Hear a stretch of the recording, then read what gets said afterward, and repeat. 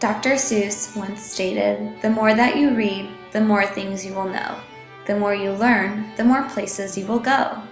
New children, new minds, and new imaginations enter the classroom every year. Some children have been read to and some have not. But the look on students' faces when they can read their first book is priceless. It's not the fact that they read words, but they understood what they read and were able to imagine it. In my future classroom, I hope to motivate and model how reading can be something memorable and exciting. The best way, in my opinion, to get students involved in learning from reading is to provide students with books that interest them and grab their attention. I will also allow students to investigate text on their own to make connections in what they are learning about. This will be done through newspaper articles, magazine articles, and research. Since elementary students are developing critical thinking skills, it will be essential that I provide students with opportunities to form their own conclusions. My goal is to guide students to develop confidence in their capabilities in reading and to fully comprehend what they read. One way I hope to build students' confidence in reading is to have them read to or be read to by an adult. Whether that be a parent or not, that is to the student's discretion. What I want is for students to have time to share reading with an adult besides myself. Knowing that all parents are not going to be involved in their child's life, I will send to them a time chart for parents to fill out if their child read to them or if they read to their child and the amount of time spent. I will not set a time limit, for I don't want students to think that reading is centered on the amount of time spent looking at text, but I want them to gain an understanding that the more you read, the more you will know. And that's their decision. If parents are not involved in the student's life, another adult may sign the chart.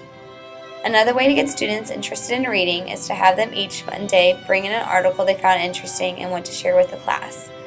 The article would need to be from a newspaper. During the week, students would take turns sharing what article they found and what connections they made with this. Not only would students get opportunities to read more, but it would provide students the chance to be more globally and culturally aware. To implement reading into the classroom, I will follow a rotation workshop. Students will work within 4 stations during the day. One station will be for reading independently, the second station will be for writing, where students will practice grammar, spelling, and writing paragraphs or stories. Next, the third station will be where students read aloud to each other and play a part, whether that be practicing a play or reciting poetry to one another. This is where students will be able to gain experience by reading with peers. The last station will be where I will sit and read with the students. Either this will be my place of assessment, or I will just enjoy reading with the students. When doing this rotation, I will start with the struggling readers at my desk to ensure that they get enough time and help that I can provide. What's key to these stations is that students are always with a small group for support. Since there will most likely be only one of me, I can place students in groups that will balance their capabilities along with their leadership and social skills. I will assess and gather this information at the beginning of the school year by looking through students' past work and assessing students' capabilities at the start. Furthermore, besides having the stations, there will also be text that we will read as a class or that I'll read to the class. This is where a community can flourish because we can discuss and learn as an entire class. But before I can expect students to want to learn and want to read, I will first have to provide a classroom environment that offers those opportunities. My future classroom will be a home away from home.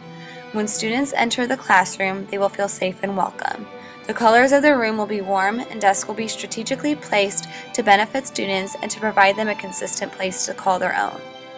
These spaces are where students will keep their books, supplies, and papers. Most importantly, the classroom will be set up in an organized manner. Students will know exactly where to turn in their homework depending on the subject, they will know where to go for group activities, and they will know exactly where to find the teacher for help. In the end, I will make certain that students know their opinion and knowledge is valued and that they are welcome to learn. Reading, I feel, is the key to a good education.